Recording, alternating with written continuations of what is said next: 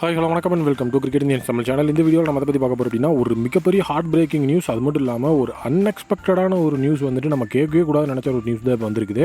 So டோட்டலாக நம்முடைய மும்பை இந்தியன்ஸை பொறுத்த வரைக்கும் ஒரு கேப்டனே இல்லாமல் ஸ்ட்ரகிள் பண்ணிட்டு இருந்த சுச்சுவேஷனில் so Rohit Sharma step up ஆனதுக்கப்புறம் தான் மும்பை இந்தியன்ஸ் அப்படிங்கிற அந்த ஒரு டீம் ஸோ ஒரு கரப்பார அணியாக வந்துட்டு மாறி ஸோ டோட்டலாக ஐபிஎல்லே ஒன் ஆஃப் த ஃபேவரட் அப்படிங்கிறது மட்டும் இல்லாமல் ஒன் அண்ட் ஒன்லி பெஸ்ட் டீமாக வந்து இருந்துட்டு இருந்தது.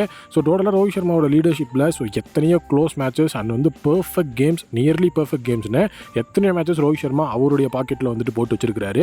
ஸோ 2024 ஐபிஎல் அப்படிங்கிறது கண்டிப்பாக வந்துட்டு ரோஹித் சர்மாக்கு அவருடைய T20 வேர்ல்டு கப்பை வந்து சீல் பண்ணுறதுக்கு ஒரு மிகப்பெரிய பாசிபிள் வே அண்ட் கேட்வேவாக இருக்கும்னு நம்ம பேசிகிட்டு இருந்த இந்த ஒரு டைமில் ஸோ ஒரு விஷயம் ஒன்று நடந்தது. அது என்ன அப்படின்னா, எங்களுக்கு வந்துட்டு ஹர்திக் பாண்டியா வேணும் அப்படின்னு சொல்லி குஜராத் டைட்டன்ஸ்ட்ட இருந்து ஸோ டோட்டலாக ஹர்திக் பாண்டியாவை வந்து ட்ரேட் பண்ணாங்க. அந்த ட்ரேட் நடக்கும்போதே நமக்கு தெரிஞ்ச ஒரு விஷயம் என்னென்னா, கண்டிப்பாக ஹர்திக் பாண்டியா ரோஹித் சர்மாக்கு அப்புறம் ஒரு ஃபியூச்சர் கேப்டனாக இருப்பார் அப்படிங்கிறது.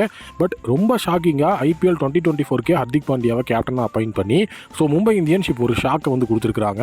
ஸோ இதுக்கான ரீசன் டோட்டலாகவே தெரியல. ஸோ ஒரு சிலர் இதை பிசிசிஐ பாலிடிக்ஸ் அப்படின்னு சொல்கிறாங்க. பட் வந்து ஓப்பனாக பார்த்தோம்னா ஒரு பாலிடிக்ஸோட ஃபேஸாக தான் இது இருக்குது.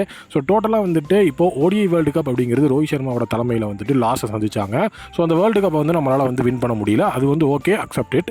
பட் ஆனால் வந்து பார்த்தீங்கன்னா ரோஹித் சர்மா கிட்ட கேப்டன்சியை கொடுக்கும்போதே ஸோ டோட்டலாக அவர் வந்துட்டு ஐபிஎல்ல தி சக்ஸஸ்ஃபுல் கேப்டன் அப்படிங்கிற ஒரு விஷயம் இருந்தது. ஸோ அந்த தி சக்ஸஸ்ஃபுல் கேப்டன் அப்படிங்கிறது ஐபிஎல்ல T20 ஃபார்மேட். ஸோ அந்த T20 ஃபார்மேட்டில் தான் அவர் வந்து தி பெஸ்ட் கேப்டனாக இருக்கார். ஸோ T20 வேர்ல்டு கப் அப்படிங்கிறதும் T20 ஃபார்மேட் தான் அவருக்கு செட் ஆகிற ஒரு விஷயம். டெஸ்ட் அண்ட் ஓடிஐ அப்படிங்கிறது வந்து கொஷின் மார்க்கில் தான் இருக்குன்னு நம்மளே வந்து பேசியிருந்தோம். ஸோ அப்படி இருக்கும்போதும் ஸோ ரோஹித் சர்மா டோட்டலாக அந்த டெஸ்ட் அதுக்கப்புறம் ஓடிஐ ரெண்டுமே வந்து ஃபைனலில் தான் நம்ம லாஸ் பண்ணோம். அது ஒரு நோட்டபிள் பாயிண்ட்டாக இருக்குது. ஸோ அதுவும் ஓடிஐ வேர்ல்டு கப் நம்ம ரொம்ப சக்ஸஸ்ஃபுல் டீமாக ஒரு லீக் மேட்ச் கூட தோக்காமல் ஸோ டோட்டலாக ஃபுல் அண்ட் ஃபுல் நம்ம ஃபைனலாக மட்டும் தான் தோற்றுருந்தோம். ஸோ அதை வந்துட்டு ரொம்பவே எனக்கு டிசப்பாயின்மெண்ட்டாக இருக்குன்னு நேற்று தான் ரோஹித் சர்மா ஒரு வீடியோவே ரிலீஸ் பண்ணியிருந்தார். இந்த அளவுக்கு இன்டர்நேஷனல் சைட்லேயும் சக்ஸஸ்ஃபுல்லாக கேப்டனாக இருந்த ரோஹித் சர்மாவை இப்போ சடனாக மும்பை இந்தியன்ஸ் எதுக்காக வந்துட்டு ஸோ அவரை கேப்டன்சிலிருந்து நீக்கிறாங்க அப்படிங்கிறது டோட்டலாக புரியல. ஸோ ஒரு சைடு வந்துட்டு கண்டிப்பாக இப்படி ஒரு விஷயம் இருந்தாலும் அதர் சைடு நீங்கள் பார்த்தீங்கன்னா ஸோ டோட்டலாக இப்போ வந்துட்டு ஹர்திக் பாண்டியா கேப்டனாக அவருக்கு கீழே ரோஹித் சர்மா விளாடணும். இப்போ நீங்கள் எக்ஸாம்பிள் சிஎஸ்கே எடுத்துக்கிட்டிங்கன்னா இன்னுமே MS தோனி தான் கேப்டனாக இருக்கிறாரு. அந்த டீமுக்கு இன்னுமே கேப்டன் யார் அப்படிங்கிறது தெரியல. MS தோனி இருக்கிற வரைக்கும் MS தோனி தான் கேப்டன், மேனேஜ்மெண்ட் ஸ்ட்ராங்காக இருந்தாங்க. ஸோ ஜடேஜாவை கேப்டனாக போட்டும் அது ஒர்க் ஆகலை. அப்படி ஒரு சுச்சுவேஷனில் தான் 2024 ஐபிஎல் சிஎஸ்கே விளையாட போகிறாங்க. ஸோ மும்பை இந்தியன்ஸும் அந்த ஒரு டிரான்சிஷனுக்குள்ளே போயிடக்கூடாது அப்படிங்கிறக்காக இந்த ஒரு மூவ் எடுத்திருந்தாங்க அப்படின்னு பண்ணாலும் அதுவுமே லாஜிக்லெஸ்ஸாக தான் இருக்குது. ஏன்னா சிஎஸ்கே எடுத்த வரைக்கும் அந்த இடத்துல MS தோனிக்கு அடுத்ததாக லீட் பண்ண போகிறது யார் அப்படிங்கிறது ஸோ அந்த ஒரு ஐபிஎல் சீசன் ஆரம்பித்து half of the mid stage வரைக்குமே நமக்கு தெரியாமல் இருந்தது. பட் இந்த ஐபிஎல் ஆரம்பிக்கிறதுக்கு முன்னாடியே ட்ரேட் விண்டோலேயே நமக்கு வந்துட்டு ஹர்திக் பாண்டியா அடுத்த கேப்டன் அப்படிங்கிறது தெரிஞ்சிருச்சு. ஸோ அப்படி தெரிஞ்ச ஒரு பிளேயரை வச்சுட்டு எதுக்காக இந்த ஒரு சீசன் புது கேப்டன் அப்படிங்கிறது சுத்தமாக தெரியல.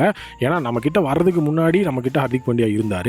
நம்மகிட்ட இருந்து வெளியே போய் 2 தடவை வந்து ஒரு டீமை சாம்பியனும் ஆக்கிட்டு ரன்னர் அப்பும் ஆகிட்டு அவர் ஒரு தி சக்ஸஸ்ஃபுல் கேப்டன் அப்படிங்கிற பேரோட தான் வந்திருக்கிறாரு.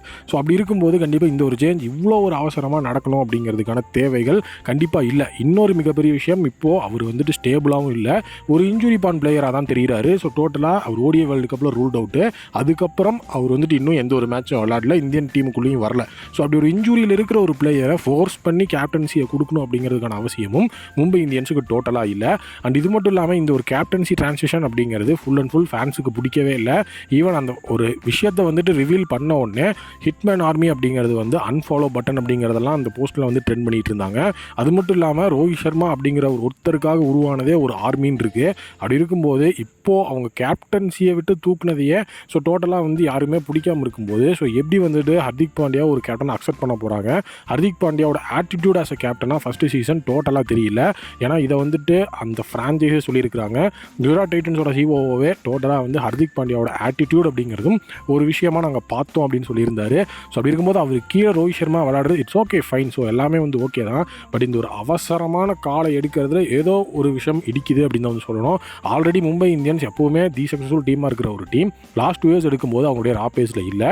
ஸோ ஸ்குவாடே வந்துட்டு கொஞ்சம் ஸ்ட்ரகிளாக இருக்குது. அப்படி இருக்கும்போது டக்குன்னு ஒரு கேப்டன்சி சேஞ்ச், அதுவும் இல்லாமல் ட்ரேட் பண்ண players, Rohit Sharma not as a captain as a player.